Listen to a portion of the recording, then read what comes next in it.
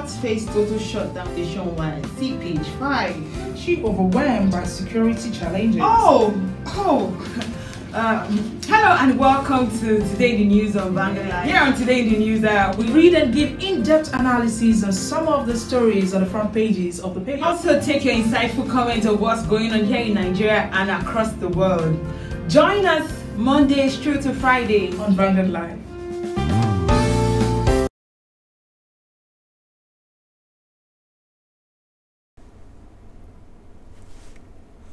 Hi there and welcome to another interesting edition of Today in the News here on Vanguard Live Television, broadcasting to you from Lagos, Southwest Nigeria. Of course, you know what Today in the News is all about. This is what we discuss, some of the interesting news stories that are making round in Nigeria and of course in the world right here on Vanguard Live TV. Well, we wouldn't want to take much of your time. We'll definitely go straight to what some of the dailies are actually saying this morning. Of course, I'm going to start off with Vanguard newspaper. Of course, you trust that the Vanguard has some of the very interesting headlines that you definitely would like to listen to. Well, starting off with Vanguard, we are going back to this COVID-19, you know, the new variant that has just been discovered again in Nigeria. And Vanguard says that FD confirms 3 cases of Omicron variant in Nigeria, okay?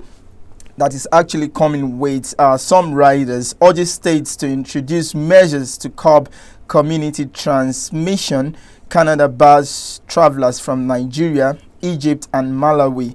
FD effect vaccine mandate policy bars unvaccinated staff from offices. Okay, the last rider to that story as mad rush characterize vaccination. Okay, let's quickly move on to other interesting story. On top of the nameplate of the Vanguard, you have Kano boat mishap. Death toll rises to 29. That's very, very sad. You can find that story on page 13, I beg your pardon, on the Vanguard newspaper. Okay, let's quickly look at other story on the front page of the Vanguard. This very particular one is very interesting and it's regarding the NSAS. Okay, the federal government backs Lagos white paper. You can find that story on page 5 of the Vanguard newspaper. Okay, let's quickly look at another story on the front page of the Vanguard, and that has to do with the auto crash in Ihiala. The reps ask IGP, you know, to remove illegal checkpoints nationwide. That story is on page 15 of the Vanguard newspaper. Okay, let's move on to another interesting story on the front page of the Vanguard, and that is 7 suspected serial killers arrested in Ogun. That story can be found on page 6 of the Vanguard newspaper. Okay, before we go to our next daily, the story is very interesting too. Todu Salem Rebs asks committee to submit investigative report on late Vanguard's reporter next Tuesday. That story is on page 8 of the Vanguard newspaper. Let's quickly move on to all the daily, and of course we go straight to the Punch, having the same headline as that of Vanguard. Omicron, Canada bars Nigerians, fear spread as NCDC records 3 cases. That story is on page 2 of the Punch newspaper. Okay, another interesting story on the front page of the Punch. Lagos hoodlums hack NURTW boss at home, shoot him dead in the hospital. The story is on page 4 and 5 of the Punch newspaper. Okay, let's move on to the Guardian and see what the Guardian has for us this morning. FG forces COVID-19 jabs, workers plead for time. Okay, FG forces COVID-19 jabs, workers plead for time. There are a few riders to that story. And CDC confirms 3 cases of Omicron in Nigeria. WHO, Omicron now in 23 countries across the world. This is very, very sad coming from the WHO. Okay, well, another interesting one, I think that would mitigate the fact that the virus is now in 23 countries across the world is do not panic, vaccine still effective, NCDC tells Nigerians. Okay, let's move on to the Nation newspaper, who actually has something a little bit different from others lead, and it is on the NSAS report. Lagos government defends white paper. Well, if you want to know why they are defending the white paper, you pick up a copy of the Nation newspaper and then see why they are doing it. Okay, the writer to that story, Oyebode Adegborua, others kick. Prosecution of those indicted likely. That's coming from the Attorney General of the Federation, Mr. Malami. Okay, before we go, let's take one more story on the front page of the Nation, and that is Buhari to Ramaphosa. Nigeria, South Africa should end rivalry. I think that's a very good one coming from President Muhammadu Buhari. I'm afraid that's all we have for you from the front page of the dailies here on Vanguard Live TV. We'll be back shortly for some analysis of the stories. Please stay with us.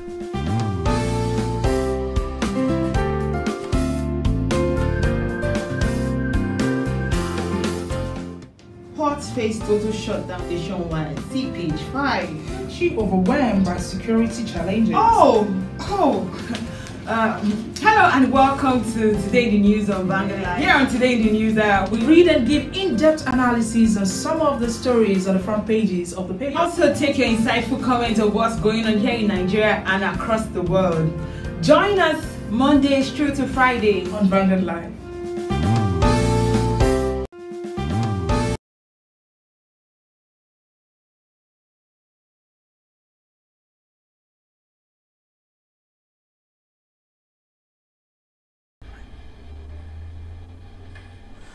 All right, hello there. Welcome back to the Vanguard Live Studios, broadcasting to you from Lagos, Southwest Nigeria. Well, you are back to the other segment of the show, and of course, it is the analysis section of the show. Well, today I'm not going to be doing that alone. I have a very interesting guest that is joining us via Zoom. He's going to be providing a lot of insights into some of those headlines that we've just read to you, and of course other questions that will be coming aside from the headline.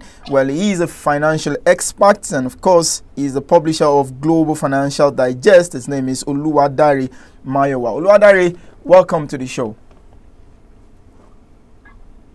Thank you very much. Well, I'm glad to have you, at a time like this, where a lot of things are actually happening, especially with the Nigerian Naira. But before we go into, the financial world, where I know you are, of course, an expert, let's quickly look at, the Omicron variant. Of course, it is going to affect the global economy if we do not give a kind of proactive approach, to mitigate its effect. And tell us what exactly you know about this Omicron variant that has just been discovered in Nigeria yesterday. Thank you very much. Omicron variant is a variant of coronavirus, as we know it is. And we know that the pandemic has been in existence since late 2019. We got to Nigeria around March last year. It is unfortunate that the disease keep mutating into various aspects, becoming from Delta to now we are to Omicron, and Omicron was probably discovered in South Africa. But many people have disputed that it probably came from the Europe and the rest of the world to South Africa and now spreading across the nation of the world. And I believe that the scientists may be at work to find solution to this, probably developing a more potent vaccine to curb the spread of Omicron the way it is now. But it poses a lot of danger to the global economy if it's not arrested in time. Right. If it is not arrested in time, that was your own concluding submission about what you understand about Omicron, the variant of COVID-19. Well, quite unfortunate. The federal government of Nigeria lately has received a lot of backlash, basically because of its approach, to COVID-19 generally in Nigeria. And just yesterday, reports actually have it that travelers from South Africa, were the one that actually came into Nigeria with this, variant of COVID-19. Are you of the opinion, or would you say that the federal government hasn't done enough, to actually ban travelers coming from the high-risk nation to Nigeria? Obviously, it's very clear that the government has not done enough in terms of putting a ban on traveling for travelers coming from South Africa and the places that have been noted to have experienced this Omicron's variant. What other nations are doing currently is that there's no sentiment in this. Once there's an announcement that this variant has been discovered in a particular country, the next thing the government should do is to close the border, or to close the entry border for people traveling from these particular nations. But Nigeria has not done that. We are still waiting for whatever the government is thinking. And that was what happened to us in the 2020, early 2020, when the outbreak, at the wake of the outbreak of the disease. Nigeria waited too late before the traveler brought it to the country, because if you don't move, the disease will not move. And that's what we have got to know. And government need to really move fast to close the border against South Africa. Yes, the president of South Africa visited Nigeria yesterday, from Tuesday to yesterday, but there's a way the government could have actually tactically, either you close the border for them, or particularly be strict about people who are coming from that nation in terms of tests, in terms of scrutinies and screening and the rest, so that we can prevent the spreading of this. And because we don't have enough facility to tackle this issue here in Nigeria, so that government have to do the needful in ensuring that this disease does not spread across the country. Well, one of the arguments, put forward by, a federal government official is that banning travelers from this country could also affect, I don't want to say quote and unquote the economy. How that would happen, well, I really do not know. Maybe there is some kind of some sort of business connection, coming from that part of the world, and then banning travelers from there would actually strain relations or something. I don't know if that particularly is what that person is, trying to affirm. But then, in your own view as a financial expert, you think it would be too hasty, banning travelers from this country, given the fact that the economy is not really viable when it comes to, trying to get businesses done with some of this advanced country? Because some said that Canada can afford to do that, UK can afford to do that, the US can afford to do that, basically because these people are self-sufficient. But for a country that is still grappling with financial insufficiency, it is quite difficult to just take such hasty action. As a financial expert, what do you make of that argument? I don't share that sentiment really, in the sense that, one, when you choose between health and wealth, which one comes first? I believe the health comes first before the wealth. You don't have the health, then your wealth is meaningless. So for me, government should have considered the health of the citizen here. We don't have enough vaccine to go around already. We are still battling with the other variants, the Delta, the previous one, and the rest. And we are talking about sentiment of what is the volume of transaction between South Africa and Nigeria. What we need to do is to make haste to stop the spread. We need to protect the people. If you don't protect the people, it's people that is it the people that are sick, that are down with COVID, that will be transacting business. So I don't share that sentiment really. Government should have set aside the sentiment of, in terms of it will have impact. But what do we need to do? We need to prevent the spread in this place. We don't have, like I said earlier, we don't have enough vaccine to go around in this place. So if we have a more potent variant that could affect the country, that could affect the citizens here, then the so-called economy we are trying to protect by being ruined at the end of the day. Right. All right. That's Well, how I look at it. right. Reports actually have it that the UK is looking at investing about 2.3 billion pounds, getting COVID-19 vaccine, to vaccinate the citizen. We are not looking at that yet. Of course, some people are yet to be fully vaccinated in Nigeria. Well, as a financial person, what would you make of this, the impact of Omicron on the world economy at large? Because so far now, WHO is saying that about 23 countries across the world, have confirmed the cases of the Omicron vaccine. And of course, travelers are going to be banned, from coming to such country or going out and, going to some of those countries. And that would mean that a lot of businesses are going to be affected, as it were. What are your own forecasts, about the Omicron variant that has just been discovered across the 23 countries of the world and still spreading?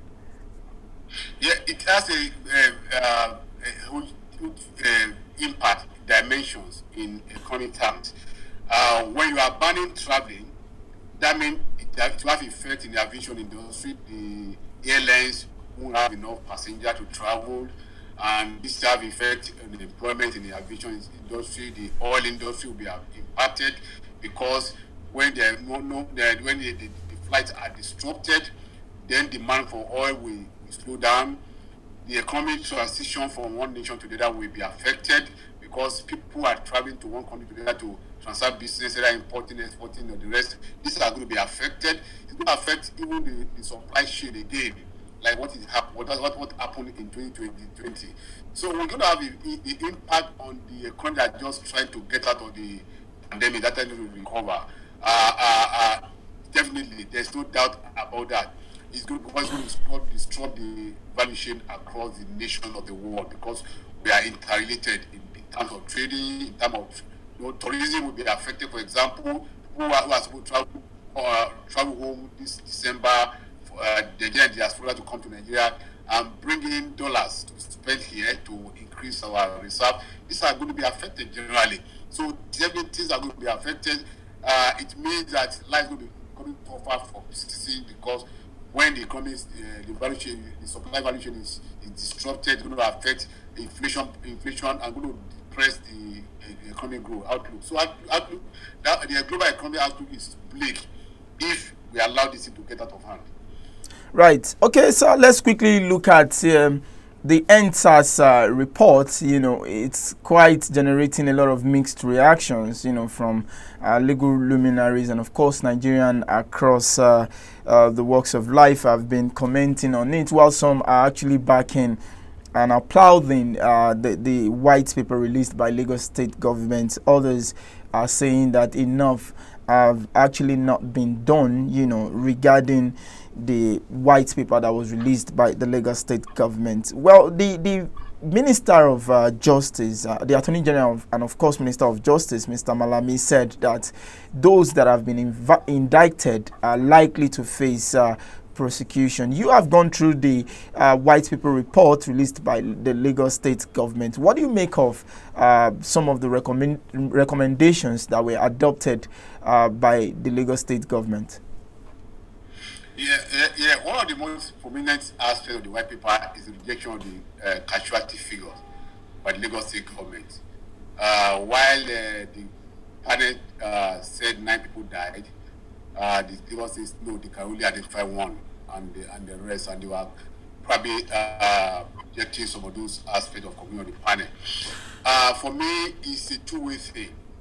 The white paper was a conclusion or product of rigorous analysis by the government to sieve the panel report and come out with what can be accessible to all.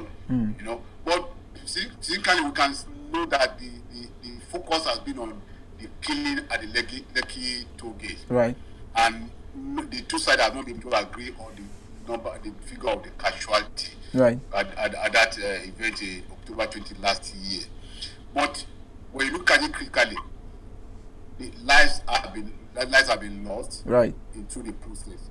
and the government need to, accept that. Right. Government need to acknowledge that, Right. and make move to pacify, Right. to compensate the family that have been affected. Right. And there's no way they can do that. They can't find out the true figure or who were affected, the number of killed. And the report actually, in the report, the party actually said that the military carted away bodies of dead protesters and wounded one.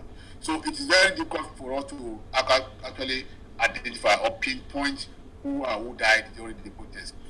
But concerning the issue of police brutality, I think government need to really carry back on major reform of the police force. Right. Otherwise, even today, police has not changed from what they used to be. Right. They are getting more virulent in their activities. So government need to carry a major overhaul of the security system, including the military. Involving military even in civil activity is counterproductive. We cannot send a military people to where protests without expecting casualty.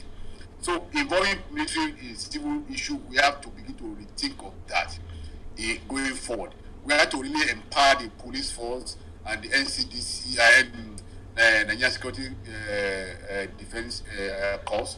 We have to strengthen these people to tackle civil unrest, civil matter, and allow the military to face the major mandate which to defend the territorial integrity of Nigeria.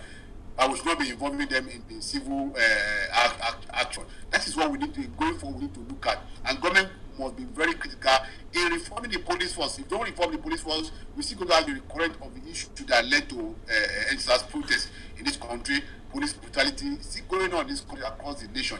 If you go to their cell today, you see how they are humanizing detainees in their cells. So these are should be the focus of the government in trying to reform the system, in trying to appeal to the youth that have been affected, have been brutalized by the security. Government need to take more measure to ensure that justice is served to people who are affected by the NSAS protest. Otherwise, we'll still be dancing around the issue, and God help the nation. But you seem to be very pessimistic about, police reformation and all of that, especially by the government. I do not think that is the job of the Lagos State government. Of course, the federal government would definitely be responsible for that. But in the meantime, do you think that some of the leaked reports, of the panel, as well as this white paper, do you think there is any discrepancies between the two? Yes.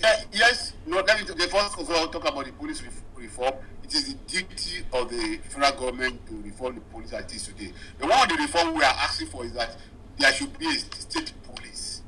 That in developed countries, in other realms, what we have a county like a local government police that police the country because they are nearer to the people and they can identify people, criminals within the community, and they know the feeling of the people, and the police people are known by the community as itself. They are more effective than what we have in central police, the IG sitting in Abuja and the commissioner in the state taking command from Abuja. That will not work. That will not solve the problem here. But going forward, like I said, the reform will be total, trying to centralize the police force. Creating state police will be a way forward to resolve the issue around the police. Then going to the report properly. Yet there's no way you can look at the report like the white power exposed that there are discrepancies, there's inconsistencies in the report of the panel concerning the casualty, concerning other figures. But sorry to cut you in. Sorry to cut you in, Mr. Mayowa, because I'm looking at the sincerity of the government. When we are talking about this reformation, of course, police reform is the way to go, and you, like you've just mentioned, state police, it's also key in one of the reforms, as well as the welfare of the officers and men of the Nigeria police. Well, I'm also looking at, another aspect, and that's the sincerity of the government, altogether. Fine, the reform is key, but we're talking about this white paper that was, released a couple of days back, and it's quite disturbing that the Lagos state government seemed to have rejected one of the key recommendations, especially the one that borders on the Lekki massacre, that happened on the 20th of October 2020. That was last year. Are you not worried, when it comes to really solving the whole issue, that actually happened last year? Because if you are rejecting a key recommendation of the panel, and then the federal government is backing you, as well as some other key figures in Nigeria backing the panel report, do you think we really want to move forward and advocate what actually transpired, or what led to that quote unquote protest, back in 2020? Yeah. You cannot have a closure until you actually get to the bottom of the issue that happened at the Lekki toll gate on the 20th of October last year. No doubt about that one. But unfortunately, there are no cogent evidence to track down how many casualties we had during that protest, during the shooting at Lekki. There have not been categorical empirical evidence in terms of CCTV. Don't forget that during that night, the CCTV at the toll was turned off. The lightning that was turned off. So we cannot really actually pin down how many people were killed. And don't forget that Kabane equally said that the military carted away the bodies of dead and the wounded. So those bodies cannot be traced up to today. So it is a two-way thing. You can't really blame the state government for turning down that particular aspect of the report, because from the report of the panel there are some inconsistency in the report. You can't say that you agree with the report of the pathologists who carried out autopsy on the dead body, who identified that only one dead body from the Lekki scene, and at the same time adducing evidence that 9 people died. How do we arrive at your figure? So there are some really, and that names are being listed twice in the report. I think the panel did not do a thorough job in terms of writing their report, in terms of clearing the errors in the report. So they are playing to the hand of the government, who actually have a notion that to protect their own image, to protect the integrity of the government. That because if the government agreed that there are many people who died at the Lekki toll gate on 20th of October last year, then you know what the outbreak would have been in the society today. So the government, yes, they are trying to protect themselves from saying or holding on to that there are not many people died during that day. But the panel will have gone a step further to actually identify or adduce evidence that truly many people died during the protest, but they failed to do that. So it's neither here nor there. Really. Right. All right, Mr. Bayo, let's quickly move on to the Nigerian economy. You are a financial expert, and I believe that you've traveled so vast, you know how other advanced economy operates. What do you make of, the current or the continual fall of the Naira? It is really disturbing. Prices of food is on the increase on a daily basis, and then we have other commodities that are really not making Nigerians smiling at all. What exactly do you think we are doing wrong at the moment, and what do you think the government should do, just in the nearest future, so that Nigerians, can actually be happy again? Okay, concerning inflation, we need to situate it on the high cost of foodstuff in the market. And that can be identified and be linked to the security, rising insecurity in the country. Most farmers in the food producing section of this country cannot go to their farm due to insurgency, due to kidnapping, due to Boko Haram activities and kidnapping, herdsmen, and the rest. So we are definitely affect food prices in the market. So these are food that are produced locally here, and the farmer cannot go to farm to produce or to till their land and harvest the crops. So this definitely there are going to be shortage of food in the market, and when there's a shortage, price is going to go up in that realm. So government needs to tackle the security in this country holistically and ensure that farmers have a free passageway to their farm to produce. Secondly, the other aspect of it is that across the nation of the world, inflation is rising really because of the disruption in the supply chain due to the pandemic. And these are things that need to be addressed by each country to ensure that there are flows of goods. As there are some goods that we don't produce in Nigeria that have to be imported, and we have to look at it critically. What are the issues? What should we do? No, Mr. Mayowa, you seem to be hinging the current inflation to insecurity, especially the farmer elders clashes and all of that, and as well as the COVID-19 pandemic. Is that correct? Yeah, because food is produced, yam, rice, yam, gari, whatever they are produced locally here. And you go to most part of the north today, people are not going to their farm. They don't go to their farm because of the insecurity. People are being kidnapped in their farm.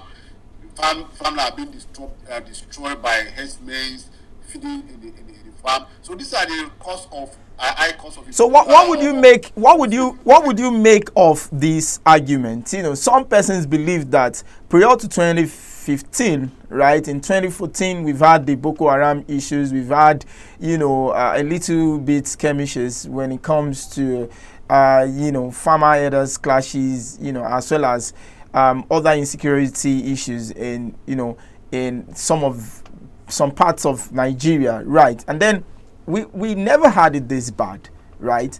What exactly do you think is going on? Let us, aside the insecurity that of course is palpable everywhere, and of course the COVID-19 effect, which we know is affecting the global economy, what other things do you think we need to do, as well as regarding strengthening the Naira, right, curbing the current inflation, because it is taking a toll on ordinary Nigerians? Yeah, in concerning Naira, Naira is a currency of the local, and it's not internationally changeable. So we depend on dollar, for example, to buy goods and other material from abroad.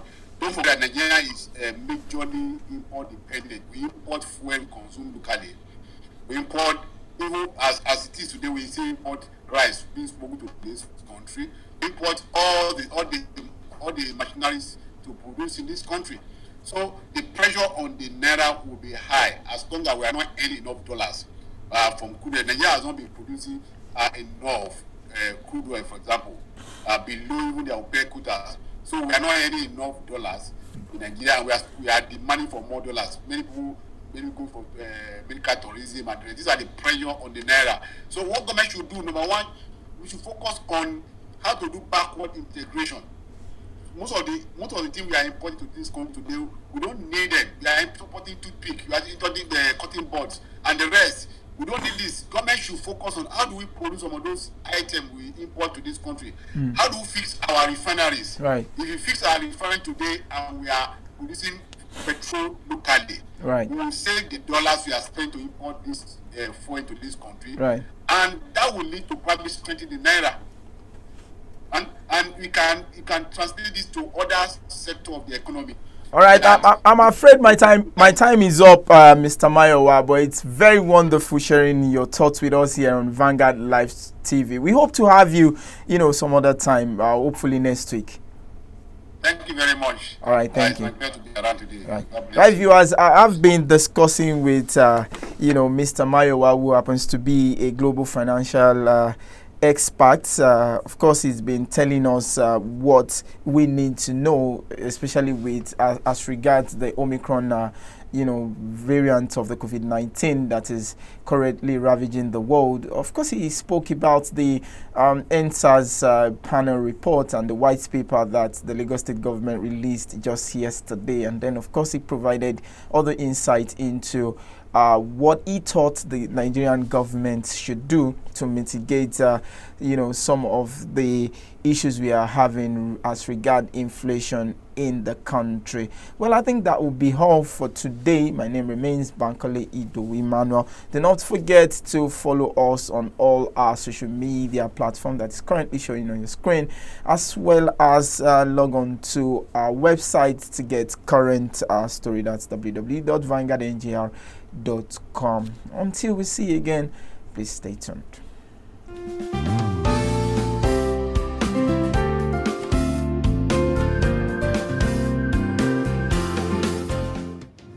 face total shutdown nationwide. See page 5. She overwhelmed by security challenges. Hello and welcome to Today in the News on Vanguard Live. Here on Today in the News, we read and give in-depth analysis on some of the stories on the front pages of the paper. Also take your insightful comments of what's going on here in Nigeria and across the world.